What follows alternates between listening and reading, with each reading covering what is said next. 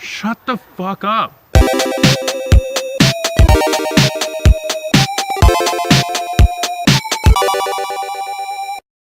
On June 15th, 2017, my head-ass looking asshead brother, Chris, flew in from Sweet Home, Louisiana to Connecticut to discuss the dark issues surrounding the Central African Republic and their signing of a peace deal with rebel groups. While this discussion was taking place, I realized that I didn't have to stay at home. I have lavalier microphones, and so I can take the camera anywhere I want. So we traveled to Salmon River, setting of the ever-viral Vlogdo, Ballin' at the River, found a picnic table covered in the most caterpillar shit possible, and continued our discussion on the Central African Republic peace deal. This is how the discussion went. I normally have a script for these, or some sort of kind of script for these, but I don't have one right now. Okay. That's all right. So why'd you bring me out here today? I'm the interviewer. It's great to be back on the show. How was Ben Squared plays Super Mario World? Ben Squared Super Mario was one of the most harrowing experiences of my life. Or actually, I should say it was recorded during one of the most harrowing experiences of my life, so I associate it with that time period. When was it recorded? September, right? It was recorded in the summer of 2016. There's a lot of unused footage from that session that I'm sure a lot of your fans would be excited to know about. That it exists. Yeah. But altogether, there's probably... Yeah. We had a few episodes there that were like 40 minutes long, I want to say. We had one that was an hour... Did you watch the hour-long one? I think it was episode... I think 10? I did. I was feeling really pathetic that night. Yeah. I was like, I can't believe I'm watching an hour video of myself. So this is probably going to come out after the video with Bean, so then it's public knowledge that Cagdo is dead. So all of my friends who are asking if Cagdo is dead...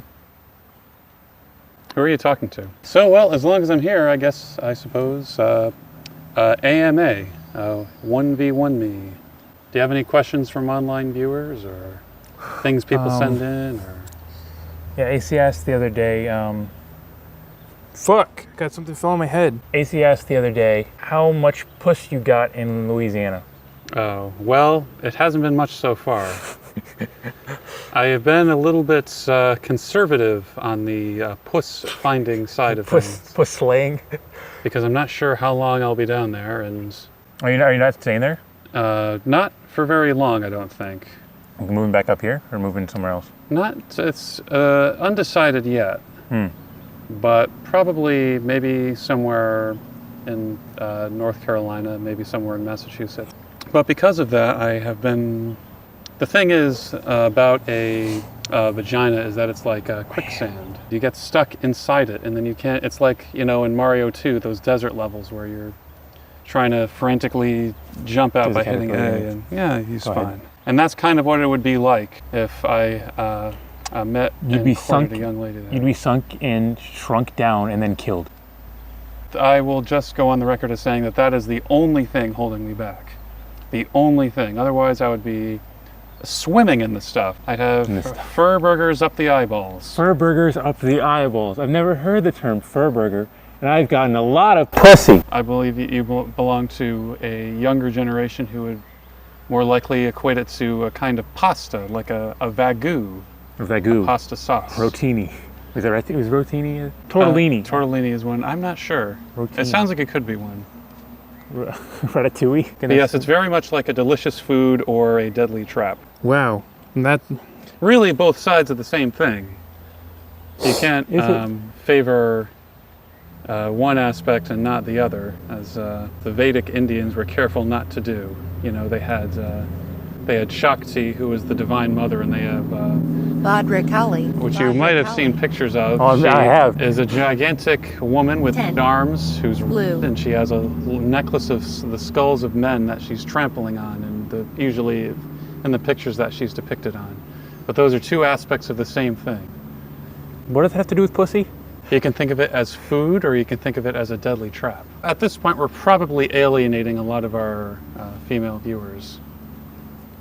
Like Julia? So, speaking of pussy, someone's getting it over there. So, apropos Bhadrakali. to this talk about sexual conquests, I noticed that you've worn a Beta 64 shirt. Oh, I was hoping... And I'm wondering if this is a form of implied criticism Yeah, I'm beta. Who would imagine that a beta would have subs? I'm saying. You dabbed the other day, yesterday, 2 days ago. I think both of those days you dabbed. And it was like... Well, I was trying to imitate Adam's very... Fidget spinner? Vape. He has a very, masculine alpha mind that I was trying to capture with a very strong...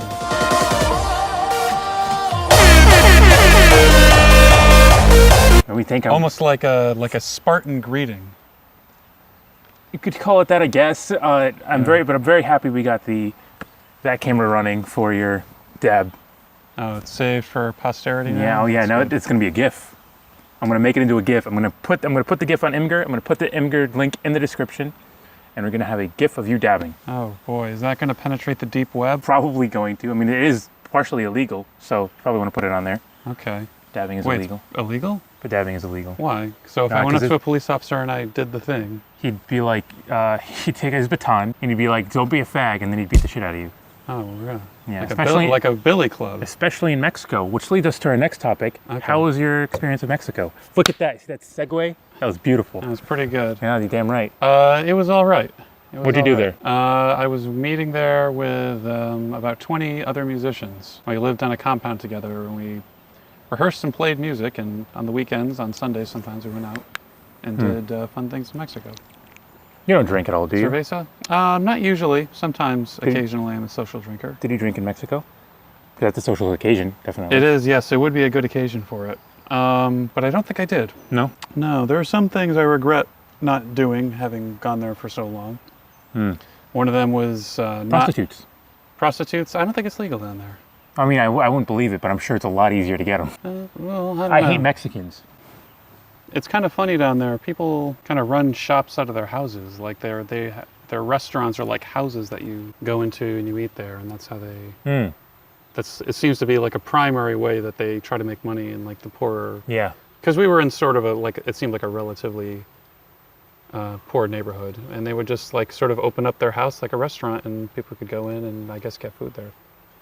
Didn't you say you were talking to our wonderful grandmother last night, and you said that they told you that you should not go into public because gringos are like...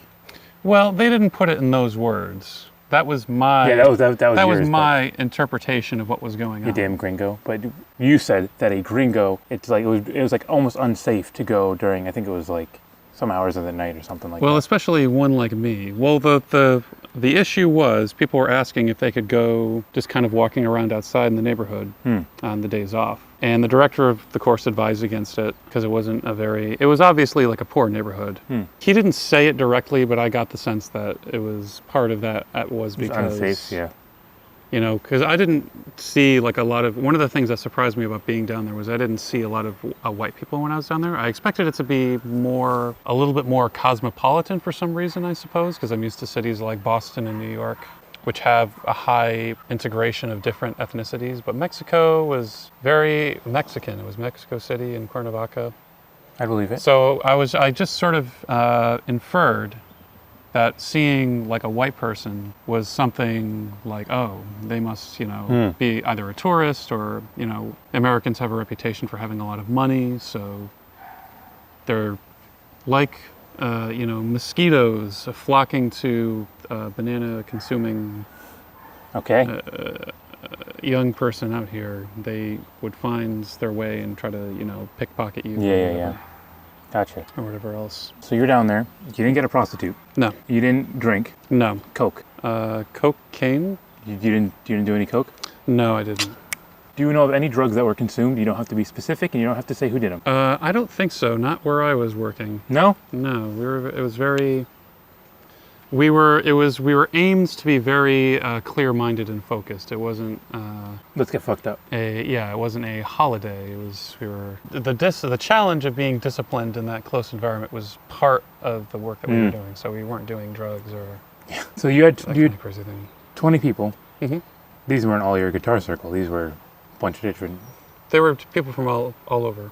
And was this like a thing that you set up, or was it something that was like a company or something set up for you, or like other group set up for you? They were like, we know the guitar circle. come along? Or was it like your group that set it up? Well, the guitar circle that you're referring to is the New England Guitar Circle, which I was a part of from about 2007 to 2014 or so. Oh, so this is after that. I mean, it wasn't. There was never. We didn't like officially like end anything, but that's Disband. just like the last time we were ever Gotcha. active together. And now I've moved, so. But So you wouldn't consider yourself right now a part of the Guitar Circle of New England? I would consider that the work of that particular group is over. Ended.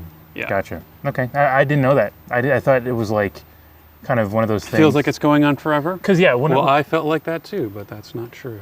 well, the thing that happened with me and Cagdu was Evan was like, I want to do like an end video, which is still haven't recorded, by the way.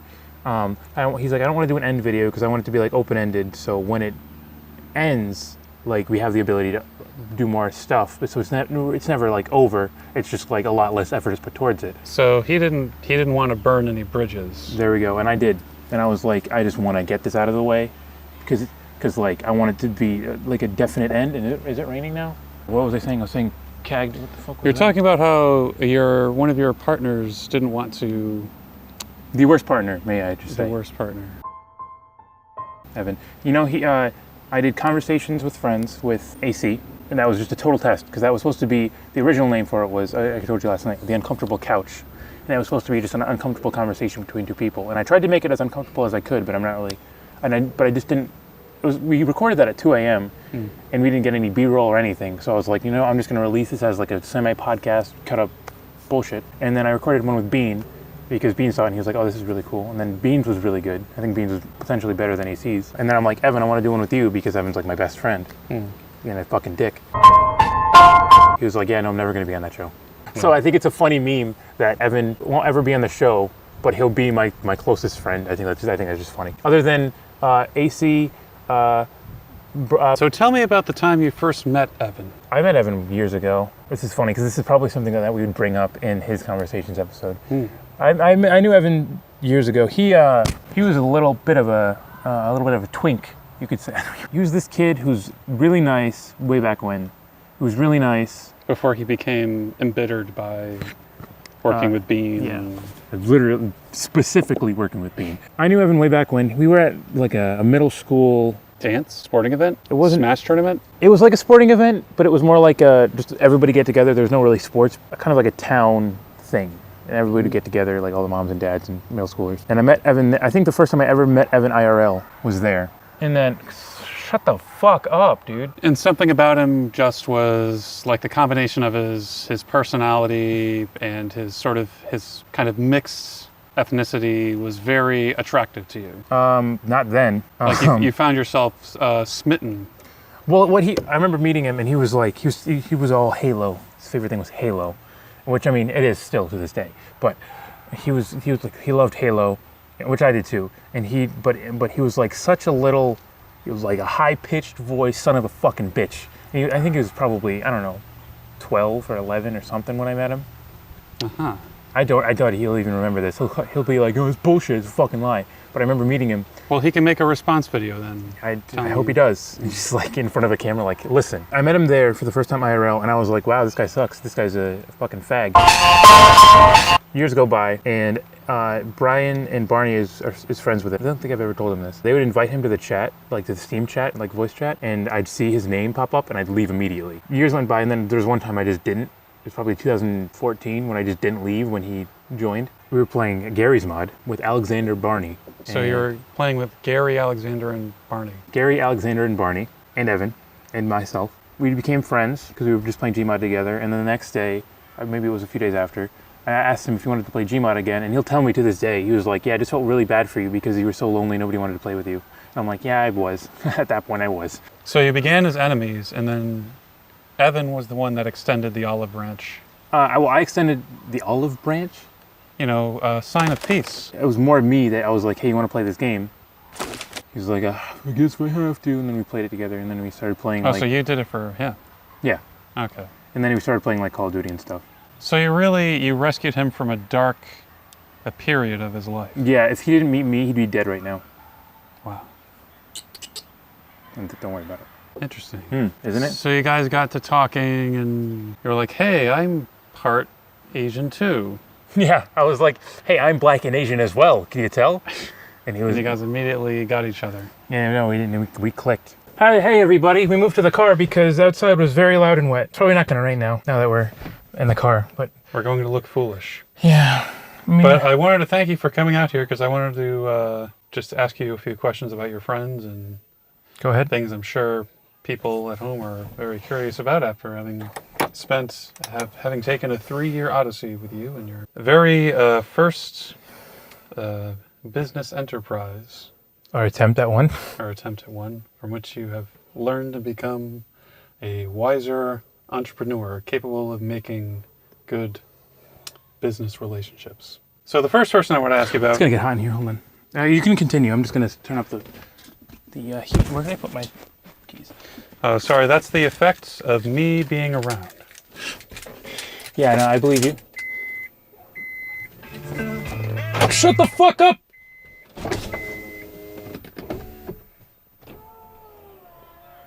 Okay, go ahead.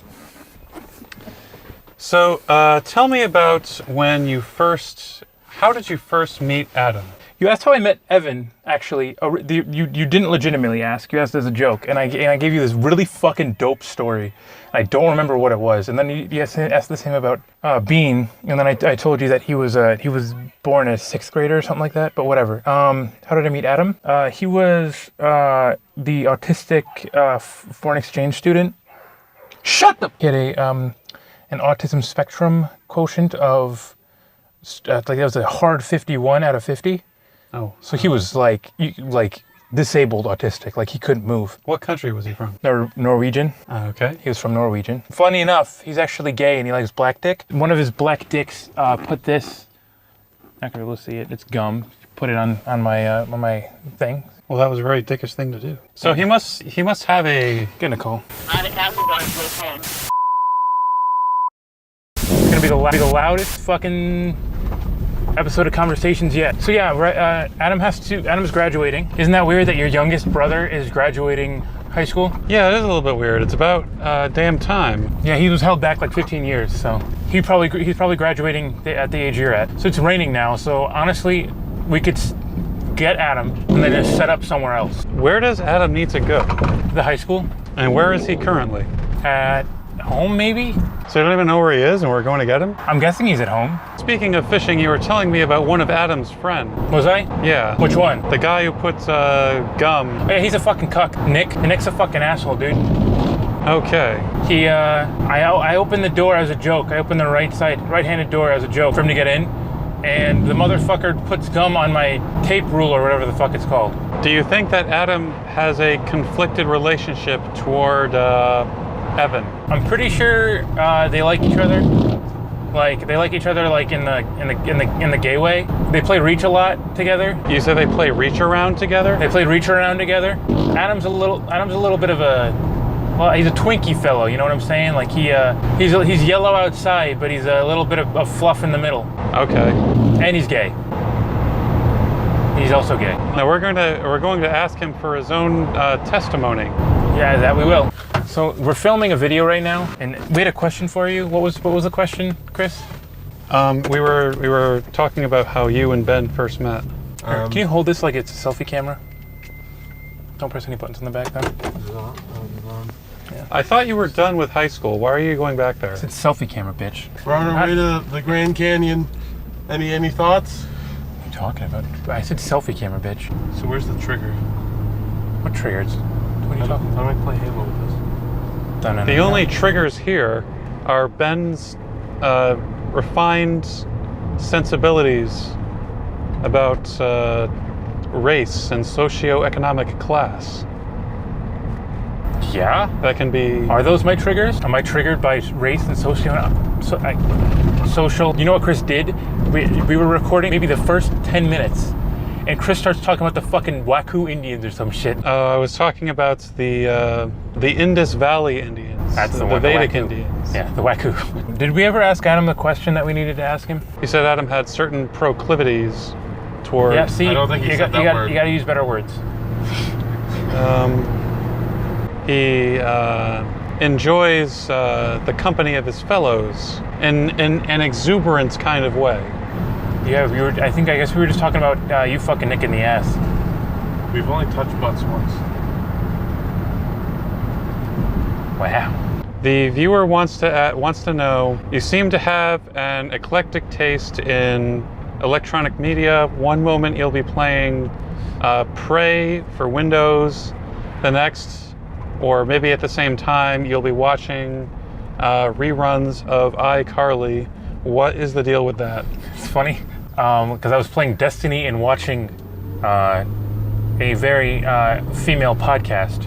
So you're pretty much right. You're kind of on the ball with that one.